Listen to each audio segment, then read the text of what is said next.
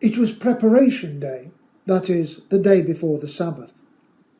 So as evening approached, Joseph of Arimathea, a prominent member of the council, who was himself waiting for the kingdom of God, went boldly to Pilate and asked for Jesus' body.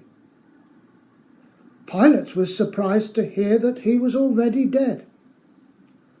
Summoning the centurion, he asked him if Jesus had already died.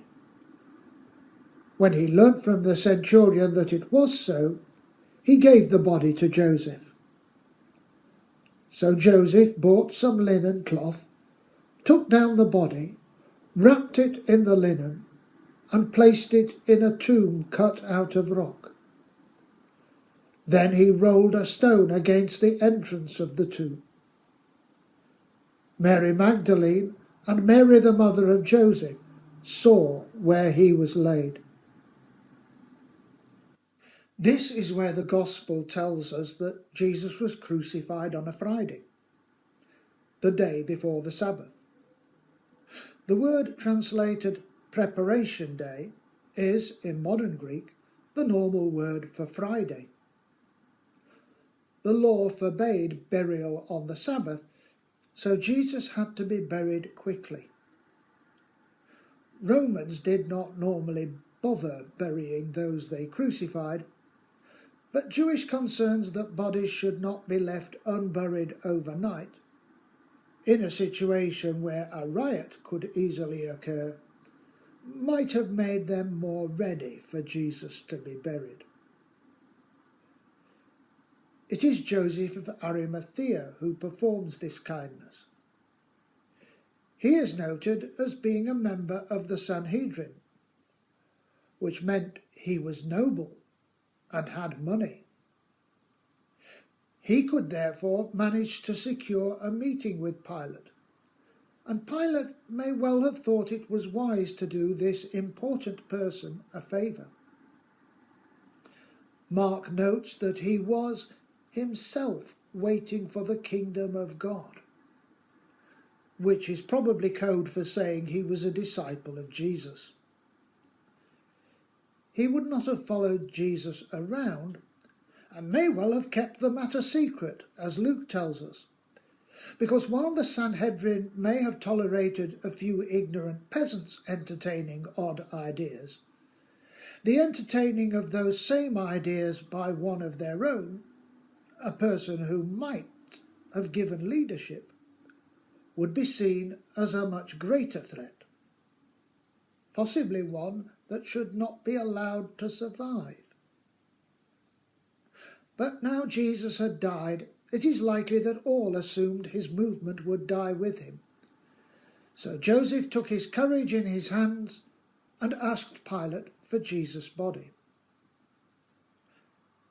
Pilate was surprised that Jesus had died.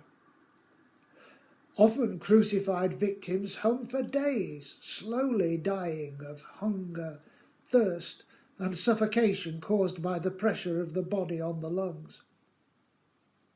So Pilate checks with the centurion who was in charge, who confirms that Jesus had died. For Pilate, this was a routine check. For Mark, it was proof that Jesus had really died, so the resurrection could be seen as a real coming to life. Some have speculated that Jesus did not really die on the cross, but came round in the tomb. Presumably that rumour started very early, and Mark takes steps to quash it immediately.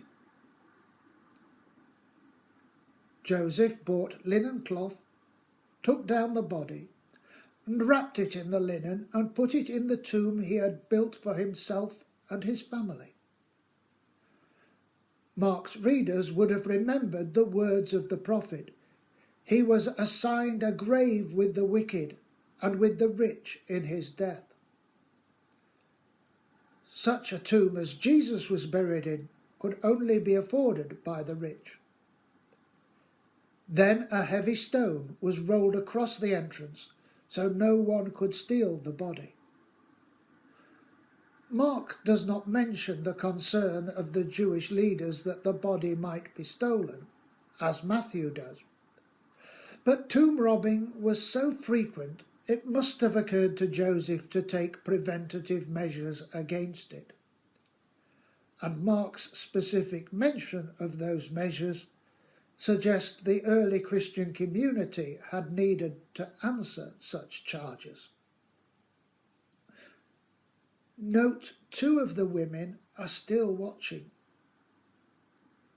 They may not have been able, due to attitudes prevalent at the time and because the Sabbath was close approaching, to do very much for Jesus. But they saw where Jesus was buried, and they would be back to do their duty once the Sabbath was over.